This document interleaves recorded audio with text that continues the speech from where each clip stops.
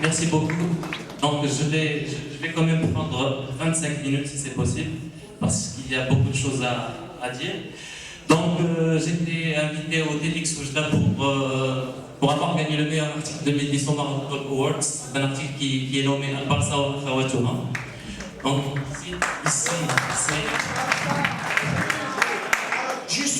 Juste s'il vous plaît, juste pour vous dire que peut-être les fans du Barça sont en train d'applaudir. Non, c'est... Ah bah, on va voir que peut-être... C'est un article justement qui critique un petit peu cette psychose collective qui est en train de se passer autour de cette équipe. Donc il faut attendre, avant d'applaudir. Donc ici c'est mon ami Yassine Jazouli qui m'a représenté lors de cette cérémonie.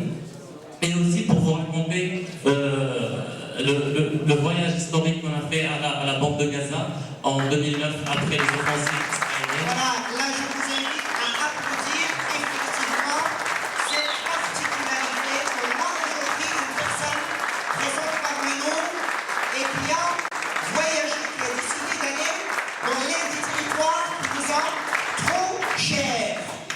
Merci beaucoup. Donc pour moi c'était difficile de choisir l'écriture, le blogging ou bien les voyages parce que pour moi ces deux passions ça va de pair. Si je voyage c'est pour découvrir, c'est pour explorer, c'est pour s'informer et aussi pour immortaliser ces moments en mots et les offrir aux lecteurs. Et d'ailleurs 60% de mes articles sont des récits de voyage. Ici c'est une photo en plein désert de Mauritanie.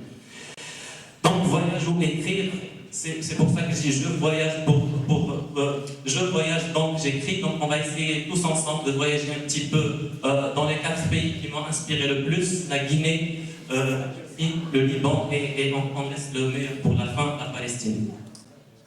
Donc quand j'ai fait des petites recherches sur Google pour essayer de voir des photos qui décorent un petit peu mon exposition, je suis tombé sur ça. Donc pour la plupart des gens, est-ce que je peux changer de... Donc, pour la plupart des gens, le voyage a été simplifié et réduit à de l'amusement, à du divertissement, à du bronzage, à des voyages de relaxation, si vous voulez, du repos. Mais est-ce vraiment ça, est-ce que c'est ça le rôle du voyage? C'est sûr que cela, ce n'est pas le fruit du hasard, parce qu'il y a une grosse industrie qui offre des produits touristiques se basant sur la relaxation et la décontraction, parce que ça rapporte de l'argent. Mais ça ignore un petit peu le côté spirituel, philosophique, rationnel et culturel du voyage. Deuxièmement, parce que avec le stress, la tension que génère le mode de vie, l'occidentalisation des sociétés et l'industrialisation des sociétés, on est devant ça. Soit on est devant le métro, soit on attend la queue, soit on est bourré de travail. Et donc, après 11 mois de travail répétitif et ardu, on en a marre, on veut aller dans un endroit paisible pour se reposer. Donc, on ne va pas quand même se casser la tête pour chercher des cultures, etc. Moi, j'ai essayé de réciter ici 10 raisons de voyage qui sont, à mon sens, les plus importants. C'est pour se libérer, se renouveler, se ressourcer, méditer, se découvrir, se forger, s'informer, s'épanouir, s'instruire et se connaître. Mais pourquoi écrire au voyage? On écrit pour se former, pour faire travailler la pensée, pour apprendre la critique. Parce que devant un fait, on est devant les émotions, mais quand on écrit, on essaie d'être distant un petit peu à cet événement et on apprend l'autocritique. On laisse une trace. On immortalise ces moments vécus pour se souvenir, on fixe les idées, on se libère, parce que le voyage nous offre le temps d'écrire, on n'est pas la même personne, parce que le voyage nous offre l'envie d'écrire, on est inspiré, l'esprit il est attentionné, et l'âme elle est apaisée, donc on a envie d'écrire pour informer, pour éduquer, mais aussi pour guider les autres qui veulent aller au même endroit. Donc j'ai fait un petit sondage en Belgique, chez les Belges, je leur ai posé qui sont à vos yeux les gens qui ont compris ce sens-là du voyage et qui ont illuminé le monde par le récit. Donc leur réponse était comme ça: Christophe Columbus, Vasco de Gama, Marco Polo, Ferdinand Magellan et Jacques Henry. C'est pour eux les 5 personnes qui ont apporté plusieurs choses au monde par leur voyage. Et quand j'ai posé la même question à mes concitoyens marocains, il y avait les mêmes réponses, malheureusement. Avec Ibn Battuta Parfois, ils disent hymne total, parfois non. Et c'est pour cela que je me suis trouvé devant l'obligation de citer d'autres gens qui sont venus bien avant celle-là et ils ont été à la base de leur découverte et qui ont aussi sillonné le monde et ont vraiment donné une base de données, des références en sociologie, en philosophie, grâce à leur voyage. Donc on va les voir rapidement. Cherif Idrissi. Cherif Idrissi, c'est le premier à avoir dessiné une carte géographique du monde. Il a écrit un récit, c'est un travail de 18 ans qui s'appelle Nuzhat Mushtaq fi Iftiraq al-Afaq. Donc on ne va pas s'étaler. Ibn Jubayr aussi, il y a le voyage d'Ibn Jubayr, maintenant il s'enseigne dans les plus grandes universités américaines. Il a écrit son récit, s'appelle, je ne l'ai pas noté ici, Ibn Battuta bien sûr c'est le prince des voyageurs musulmans, il a parcouru 120 000 km, il a été 2 ans en Chine en tant que juge et 1 an et demi aussi en Inde en tant que juge, donc dans la carte géographique, vous voyez les pays qu'il a visités. Et Ahmed Ibn Majid. Ahmed Ibn Majid, c'est la référence en navigation arabe. Il était l'expert, c'est pas un expert, mais l'expert de l'océan Indien. Et d'ailleurs, c'est lui qui a guidé Vasco de Gama à la découverte de l'Inde depuis le port de Malindi. Vasco de Gama s'est retrouvé au Kenya, et devant lui, il y avait tout l'océan Indien. Il ne savait pas à quoi mène l'océan Indien. Et il a appelé l'expert qui est Ahmed Ibn Majid, qui l'a guidé vers la découverte de l'Inde. Donc on voyage tous ensemble, on commence par la Guinée. Donc je suis parti en Guinée en 2007, après le soulèvement du peuple guinéen face au dictateur Lansana Condé, et qui a été soutenu pendant 26 ans par la France et par notre ami le cinglé de la Libye, Malik Moulouk Ifriqiya. Donc le ras-le-bol a été atteint pour le peuple guinéen. Le SMIC était à 344 dirhams. Imaginez, le SMIC à 344 dirhams, donc le peuple ne voulait plus, il voulait que Lansana Condé quitte. Et donc, il s'est manifesté. Résultat, 150 morts avec un discours de Lansana Condé qui disait « Je vais vous tuer tous, j'ai déjà tué des gens, je suis un militaire. » Bah, ça, je l'ai entendu à Conakry de mes propres yeux. Et une paralysie totale pendant 6 mois au pays. Donc je me suis porté bénévole pour partir à Conakry pour enseigner l'anatomie et la biologie dans une école médicale.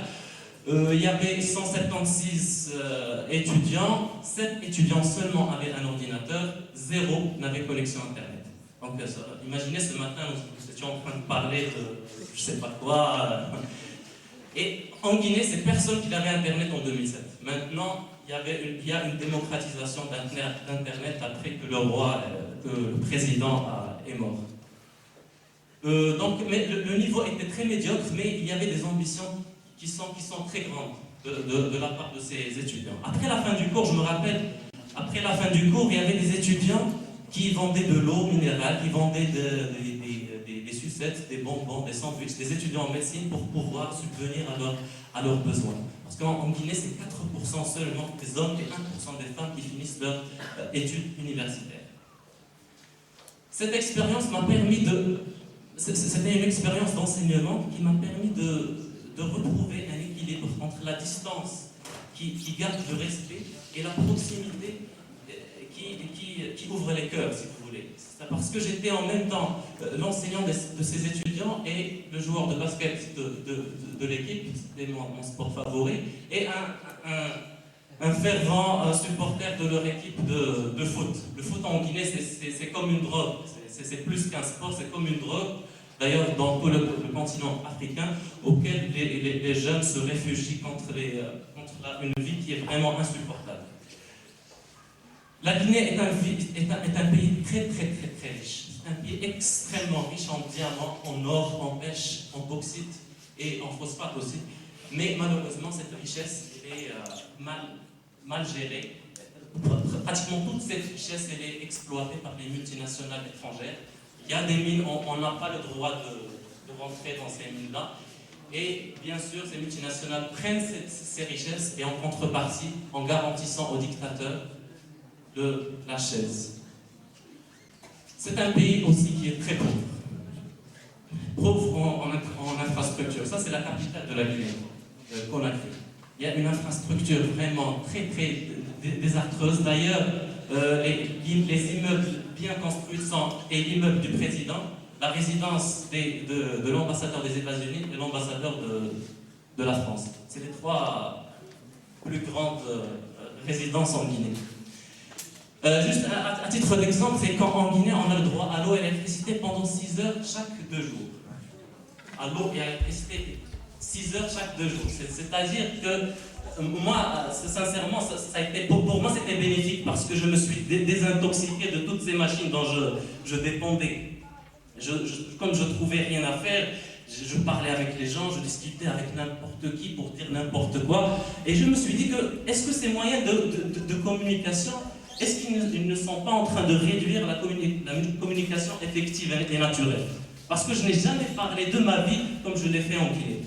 On parlait parce qu'ils ne connaissaient rien de l'islam, donc on parlait de l'islam, ils voulaient apprendre l'arabe, on parlait de l'arabe, je parlais avec le concierge, avec la vendeuse de l'eau, parce que je n'avais pas internet, parce qu'il n'y avait pas de... Mais pour eux c'était pénible. Donc ce voyage-là m'a un peu appris une autre face du monde qui a voulu qu'elle soit affaiblie, qu'elle soit opprimée, qu'elle soit appauvrie, pour qu'une autre face s'agrandisse et s'engrandisse. On passe à la Turquie. Rapidement, donc c'était un voyage culturel et explorateur aussi. Donc la Turquie, c'est la capitale romaine, byzantine et ottomane. C'est la capitale dont Napoléon Bonaparte a dit si la nation était une terre, si la terre était une nation, Istanbul en serait la capitale. Rasul sallallahu alayhi wa sallam a dit la tuftahanna al-Constantiniya. Constantiniya, c'est Istanbul, parce que Constantine l'a nommé sur son nom. La tuftahanna al-Constantiniya, fala ni'ma al-amiru amiruha wa la ni'ma al-jaysh dhalika al-jaysh. Regardez comment il a donné de l'importance à cette ville et comment il a donné de la grandeur à cette civilisation, la civilisation ottomane qui s'est étendue de l'Algérie à la Mésopotamie et de l'Égypte aux frontières avec Vienne. Donc c'était vraiment une civilisation très grande.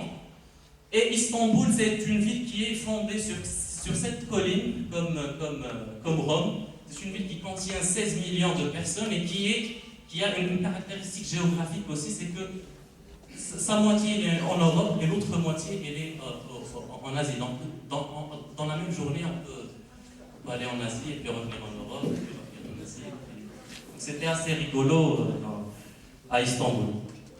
C'est une ville aussi où il y a une fusion entre l'authenticité ottomane et l'aspect islamique et la laïcité et le mode de vie occidental qui était fondé par Mustafa Kemal Atatürk. Et une fusion aussi entre la civilisation chrétienne et la civilisation musulmane. Et ici, à la région de Sultan Ahmed, il y a c'est une exposition de cette fusion, comme si là-bas, c'est Hagia Sophia, c'est la plus grande église chrétienne au moment où Istanbul a été conquise. Et la mosquée bleue, qui est l'icône de la ville et l'icône de la civilisation ottomane. Et ici, au milieu, on trouve l'hippodrome, c'est un terme médical, l'hippodrome romain, l'obélisque pharaonique, l'obélisque grec, et plein d'autres monuments romains et byzantins. À quelques mètres, il y a ce qu'on appelle Galata Tower, qui est connu par un physicien ottoman qui a voulu faire comme des centaines d'années avant lui. Il a fait des ailes artificielles, il a survolé tout le Bosphore pour aller à la région antalienne, comme le grand physicien, chimiste, poète et inventeur andalou a fait. Il s'appelle comment? Abul Qasim Abbas ibn Farnas ibn Wardas. Il est le premier homme à survoler le ciel. Et c'est le premier homme qui a inventé Al-Mekata, qui est un outil pour calculer le temps. Les mosquées. Istanbul, c'est la ville aux 100 mosquées. Mais ce qui m'a interpellé, c'est qu'il y a une grande discordance entre la grandeur et la splendeur de la mosquée et entre le petit espace qui est réservé pour la prière. Cela a une seule signification, c'est que pendant la civilisation ottomane, la mosquée jouait un rôle central dans la vie sociale. Il y avait des hôpitaux, des universités, des écoles, des maisons pour la location, des magasins. C'était vraiment le centre de la vie sociale. Et à part un espace de prière. Et c'est ça la différence entre Al-Jami' كنسميو حنا الجامع لأنه يجمع et entre المسجد اللي كنسجدوا فيه. Déjà en turc, الجامع c'est كامل, C-A-M-2-I, c'est جامع لأنه يجمع. Et le masjid c'est le petit espace où on prie. La civilisation ottomane, comme les autres civilisations, a connu un déclin dans les derniers 100 ans, à cause bien sûr des maximisations des désirs mondains et d'une consommation aveugle des idées des autres. Et cela nous a été flagrant lorsqu'on a visité Dolma Bahja. C'était le palais des 6 derniers sultans. Il y avait 268 chambres, 14 tonnes d'or. Ce qui est en jaune, c'est de l'or. Et ça, c'est le plus grand lustre au monde. Et le lustre, c'est At-Toureya, la plus grande au monde, avec une luxe qui est vraiment incomparable. On a senti que quelque chose clochait pendant la dernière phase de l'Empire ottoman. Ils se sont détachés des principes fondateurs par Uthman Awad, et donc regardez l'Empire ottoman comment il était, et à la fin comment il s'est réduit à la République turque. Et c'est le premier pays où tous mes achats ont été des produits locaux. Je ne bois pas Coca-Cola, mais en même temps il y a une boisson qui est équivalente, et c'est un produit turc. Temps de séparation. Et à chaque fois que je disais aux gens je vais aller au Liban, ils me font un petit sourire diabolique et ils me disent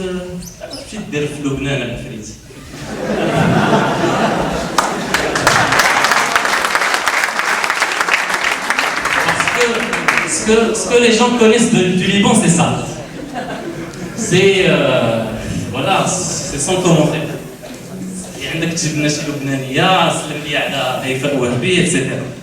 C'est vrai que les Libanais sont dotés d'une beauté rarissime et d'une langue fluide et mélodieuse. Mais c'est une population aussi qui est dotée, qui sont très intelligents, qui sont de grands commerçants, ils sont très politisés, ils ont une force de persuasion qui est énorme. Et c'est-à-dire, contrairement aux Marocains, 20% des Libanais seulement vivent au Liban. Et 80% des Libanais vivent ailleurs, vivent à l'étranger. Par contre, nous, au Maroc, c'est 80% des Marocains et 20% vivent ailleurs. Et c'est ça la véritable richesse du Liban. Ils n'ont ni gaz, ni pétrole, ni rien du tout. Leur richesse, c'est les Libanais résidant à l'étranger. Pourquoi?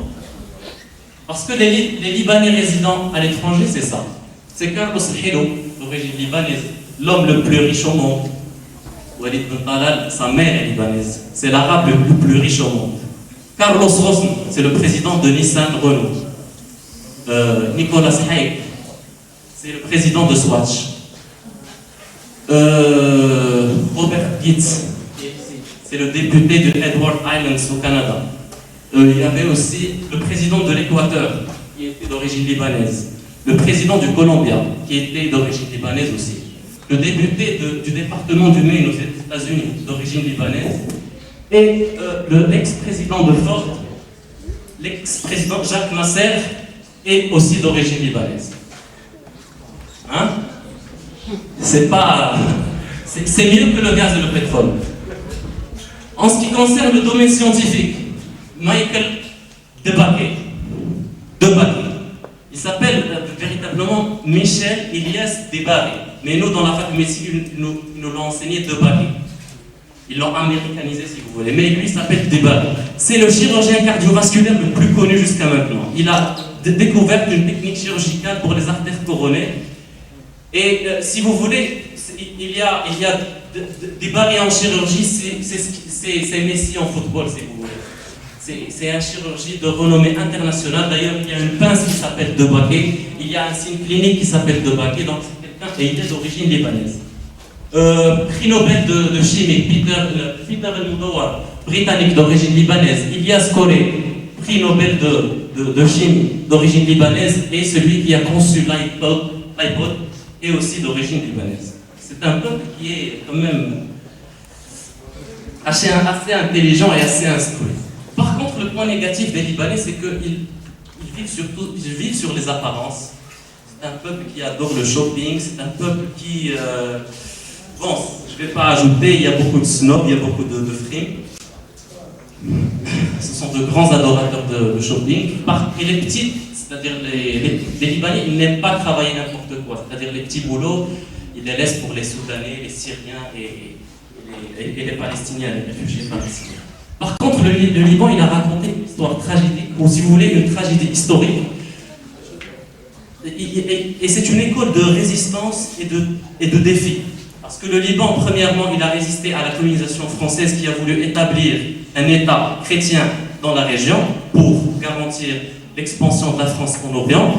Il a résisté à la colonisation israélienne qui l'a détruite totalement. Et ça, il nous donne aussi une leçon en renouvellement parce que le Liban, il s'est magnifiquement renouvelé. Maintenant, c'est une ville qui est très très moderne dans l'espace de 20 ans.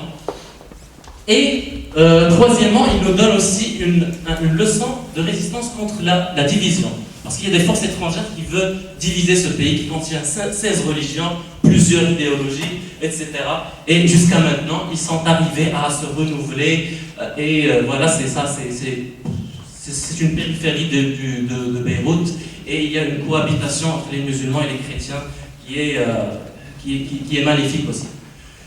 Ce qui m'a rendu malheureux, c'est-à-dire quand je suis revenu au Maroc, parce que j'ai connu plusieurs informations que je suis parti au Liban, quand je suis revenu au Maroc, je demandais, c'est-à-dire à poser des questions concernant le Liban à mes concitoyens, et je me suis surpris que la plupart ne connaissent pas que Sabra et Shatila étaient au Liban. Ils croient que c'était en Palestine. Et qu'il y a beaucoup de gens qui ne savent pas la différence entre Hezbollah et Hamas. Ils croyaient que tous les deux sont des chiites. Et ils croient que la guerre qui était de 1982 à 1988 était entre des musulmans et des chrétiens. C'est faux. C'était entre des chrétiens et des Israéliens et des musulmans libanais avec les Palestiniens. Donc, on a beaucoup de préjugés et beaucoup d'ignorance concernant ce pays. Et en fin de compte, c'est un pays qui est vraiment très merveilleux. D'ailleurs, c'est le seul pays arabe qui ne contient pas de désert. C'est un pays qui ressemble au nord marocain. Et je vais citer juste la grotte de Jaïta, par exemple, qui a été finaliste parmi 28 sites internationaux pour être l'une des merveilles du monde.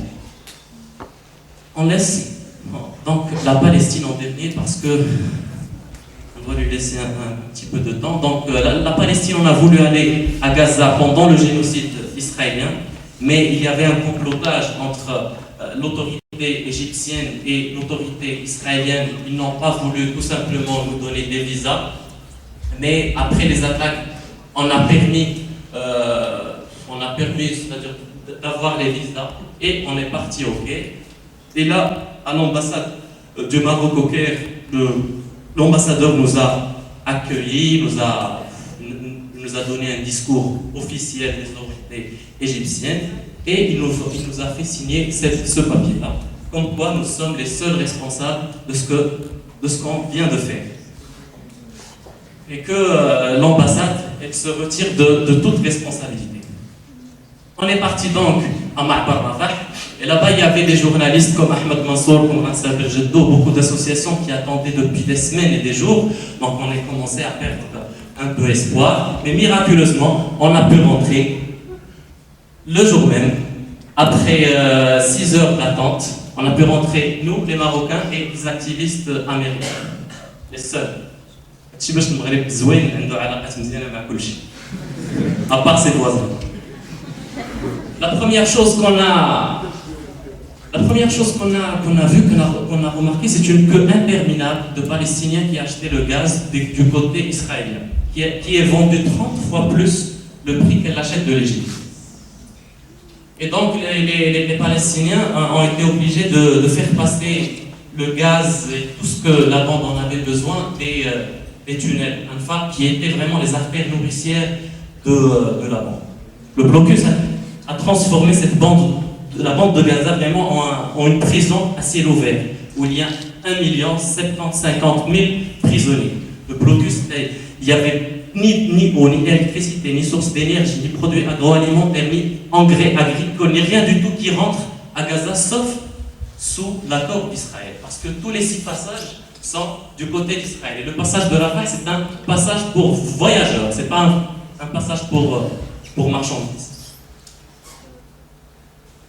Donc à l'entrée de Gaza, donc on a pu ressentir un petit peu le blocus et on a été affecté à un hôpital de Khan Younes. Et là, on a trouvé que, sincèrement, il faut le dire, c'est un hôpital qui est bien organisé, qui est bien équipé, où il y a Internet, où il y a une librairie avec des bouquins médicaux et qui sont vraiment très sérieux. Sincèrement, c'est-à-dire la qualité de cet hôpital est beaucoup, c'est-à-dire 12 à 15 fois supérieure à l'hôpital où je travaillais, à Avicenne, à Rabat. Et là, après 21 jours, on a compris que les Palestiniens sont en train de mener une guerre psychique aussi, contre la défaite, contre le découragement, contre le désarroi, et ils voulaient vivre comme si de rien n'était et vivre leur propre vie convenablement, comme s'il n'y avait rien de guerre, et parce qu'il y a l'ennemi qui veut aussi les écraser psychologiquement pour qu'ils délaissent leurs responsabilités. Mais c'était vraiment le contraire, ils faisaient leur travail absolument et de façon parfaite. Comme vous voyez, Internet, librairie, et pour faire une promenade à la bande de Gaza, on travaillait 6 jours par semaine, et le vendredi, qui est un jour férié, on faisait des promenades à la bande, donc il fallait juste une demi-journée pour faire toute la tournée de Gaza. C'est pas grand, c'est 47 km sur 7 km. Et là, on a vu vraiment un massacre. Vraiment, il n'y a pas une langue qui peut décrire ce qu'on a vu de nos propres yeux. C'était vraiment désastreux, c'était pitoyable. C'était vraiment un plan pour éradiquer, pour effacer cette bande de la carte. Vraiment, c'est apparent. Ils voulaient effacer Gaza de la carte comme ça. Ils font punir cette population qui a choisi la résistance et la non-reconnaissance de cet État sioniste. C'était la seule solution contre ce peuple qui veut résister. Et donc on a vu que les traces de chars qui ont bousillé les terres agricoles, 50 hectares a été bousillé, 12 millions de dollars de pertes juste dans le domaine agricole. 90% du secteur industriel a été arrêté à cause de la guerre. Il y avait des quartiers dans Hayy al-Atadra, par exemple, à Beit Lahia, où il y a des immeubles de 12-13 étages qui ont été complètement détruits. Des mosquées aussi qui ont été ciblées, 50 mosquées détruites d'une façon partielle et 50 mosquées détruites d'une façon totale. Il y a aussi des écoles et des hôpitaux. Par exemple, les écoles, je crois que c'est 7 écoles palestiniennes ont été détruites totalement et plus de 10 d'une façon partielle. Là, vous voyez ici, c'est une école primaire. Mais malgré tout ça, juste, je vous donne un seul chiffre pour que vous compreniez un petit peu les dégâts, c'est qu'il y avait 600 000 tonnes de décombres. Et il fallait 250 millions de dollars juste pour se débarrasser de ces dégâts, de ces décombres. 200 000 maisons détruites aussi. Mais c'est-à-dire, quand on a parlé aux Palestiniens, le paradoxe, c'est que c'est un peuple qui disait « Est-ce que vous savez pourquoi nous sommes toujours vivants jusqu'à l'instant ?» On leur disait « Non, on ne sait pas. » Ils nous ont dit « Parce qu'on a fait beaucoup de péchés et donc Dieu ne nous a pas choisis pour être des martyrs. » Donc regardez comment ils veulent aussi résister, ils veulent aussi continuer la résistance. Il y avait des funérailles, des pères, des parents qui ont perdu leur fils après les attentats, qui nous ont invités. Et aux funérailles, sincèrement, ce n'était pas des funérailles, c'était des fêtes de mariage parce que tout le monde chantait, buvait des limonades, et distribuait des fleurs et des dattes pour l'honneur et pour la noblesse que Dieu leur a attribuée. Sincèrement, on était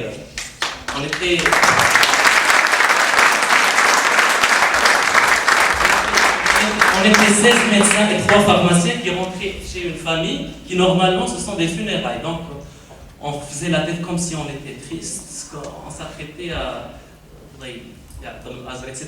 Et on se trouvait des gens qui sont heureux, qui sont heureux, qui chantaient, qui distribuaient avec la photo du martyr qui est agrandi et au milieu du quartier. Donc c'est un peuple qui est vraiment très très spécial et très résistant. Les murs de Gaza étaient comme une agenda qui racontait les pensées et où le peuple écrivait ses réflexions. Tous les murs pratiquement de là-bas. Juste un exemple, un échantillon. Et quand on a demandé à ce peuple, qu'est-ce que vous voulez qu'on dise aux Marocains? Parce que sincèrement, les causes pour lesquelles j'ai répondu présent ici, c'est ça. C'est parce qu'ils m'ont dit, les Palestiniens m'ont toujours dit, essayez de raconter aux Marocains ce qu'on a subi. C'est une responsabilité. Et je leur disais, qu'est-ce que vous voulez que les Marocains fassent pour vous? Ils nous ont dit que les Marocains sont un peuple qu'on respecte beaucoup.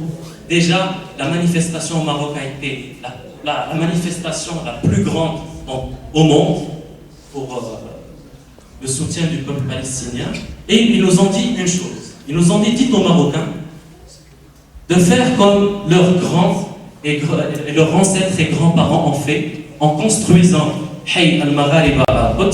Ils nous ont dit, on les invite à revenir et à reconstruire ce quartier qui a été détruit par les sionistes et qu'ils viennent pour nous aider à libérer Al-Quds comme leurs ancêtres et leurs arrière-grands-parents ont fait avec Nourdin Zinki et Salah Eddin Ayoub.